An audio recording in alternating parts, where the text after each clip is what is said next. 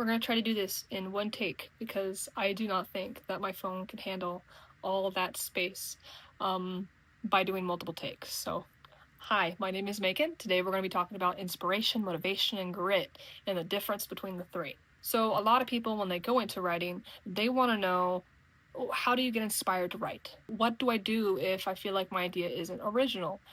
And that is what we're going to be talking about today. There is a difference between inspiration and grit, but we're going to talk about the difference between inspiration and motivation first.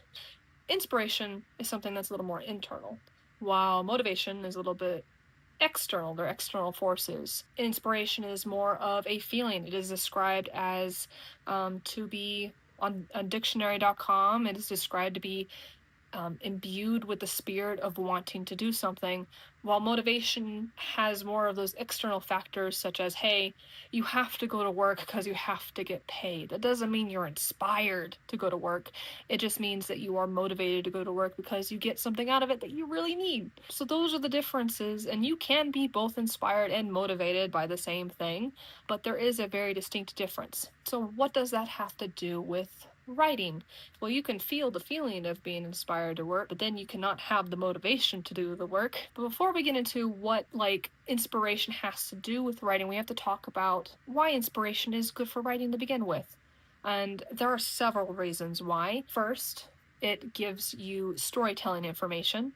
You need to be absorbing other media in order for you to understand how stories are told, and that can be through a variety of different media. I've heard of a ton of writers that do not like to read.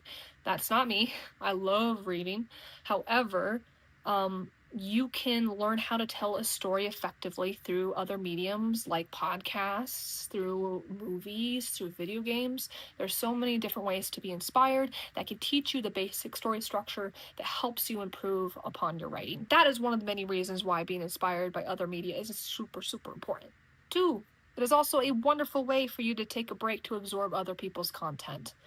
I know for some of us workaholics out there that we just want to write and we don't want to do anything else. I have a day job. I do not write as my primary mode of income. I have to do other things in order for me to be able to support myself, because I'm not yet at a point where I can just quit my job and go into writing. So I have a job, and then I go home and I do a second job, which is essentially my writing, and I love that job to pieces, but that quickly leads to burnout. So being able to take a break and to look at other people's stuff, wonderful way to get inspired. It's a wonderful way for you to be able to calm down your brain in a way that doesn't make you have to analyze every single little thing about your stuff. You can just enjoy other people's content. 3, it lets you see different worldviews. If you are stuck in your own worldview, you're not going to be able to write from the perspective of other worldviews. So being able to see the perspective of other people who make their own content gives you the ability to incorporate that into your stuff. It broadens your understanding of the world and overall makes it much easier for you to be able to make interesting characters with different backgrounds and ideas. And 4, it's not necessarily like a pro to getting inspired, but it's just one of the many ways you could get inspired. And I'm going to talk about how to get inspired. And that could be through, again, like I mentioned before, like other forms of media. You have like books, you have movies, you have art, you have video games, you have podcasts. There's so many ways for you to get inspired and to absorb that information. I love listening to music. Music is one of the primary ways that I world build, and if it weren't for certain playlists, I don't know if my stories would be the way they are without it. Another way for you to be able to get inspired is to experience the world. You, again, like I mentioned before, broaden that worldview. 3, another way for you to get inspired is to talk to other writers. I have a whole Discord group that I interact with that I bounce ideas off of. I also love to talk to my cousin. She has wonderful ideas too, and we both bounce off each other. It's wonderful. We are able to pump each other up and get us to keep writing. We like to joke that we have each other at gunpoint to get the manuscript done, and it's just a wonderful way for us to work together and collaborate. Another wonderful way, so number 5, on how you could possibly get inspired is to set up your workplace to be an environment that's comfortable for you to be able to be inspired.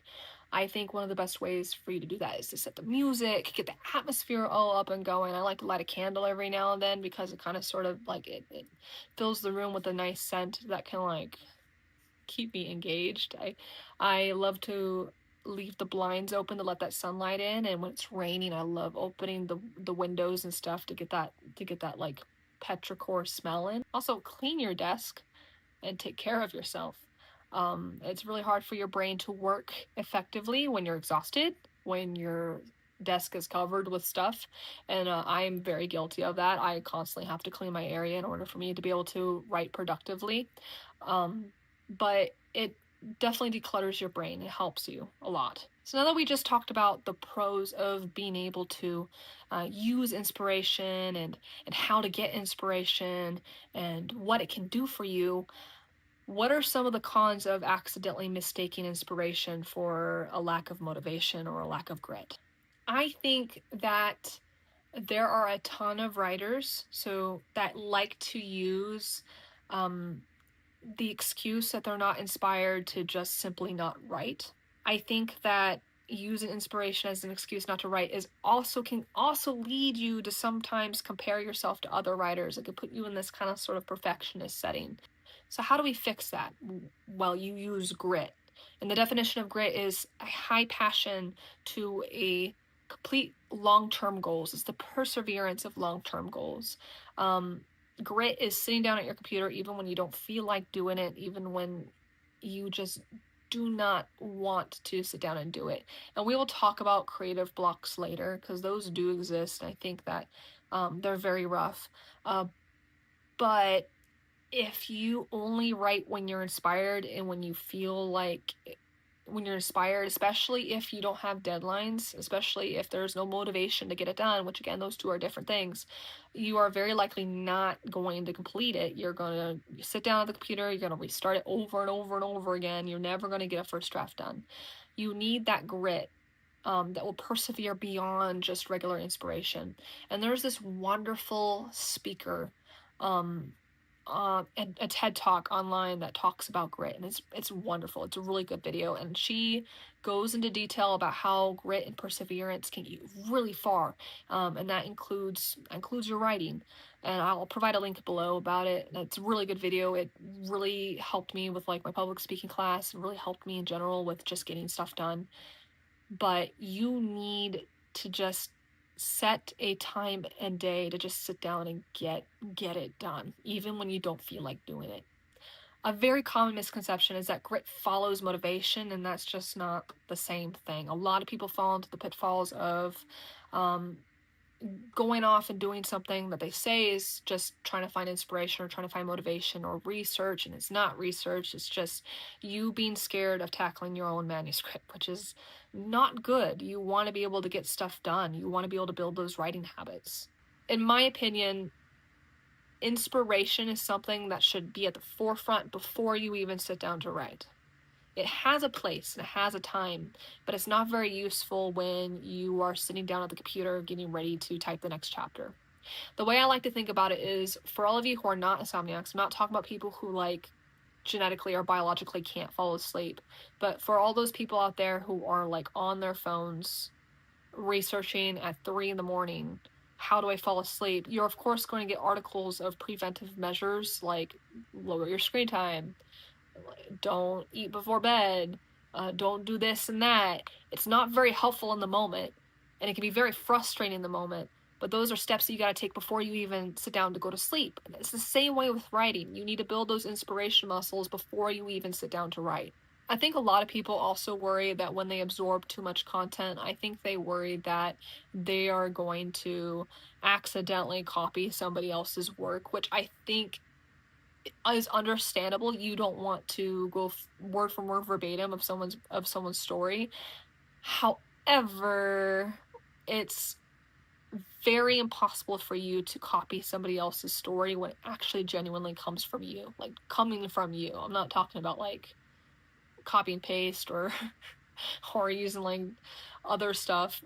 I'm talking about like when it comes from your brain and you're typing it and you care about the story and you care about the outline and you're forming it yourself, even if you have a very similar concept to someone else, it's going to be different because it's coming from your soul. It's coming from you. It's not coming from somebody else. It's coming from you. And you can be inspired from something else and it'll still be from you. So I wouldn't worry about that. Just go ahead and write it. And if it's too similar to somebody else's stuff, then I'm sure like only the 5% of people who are just so jaded in life are going to notice it or care.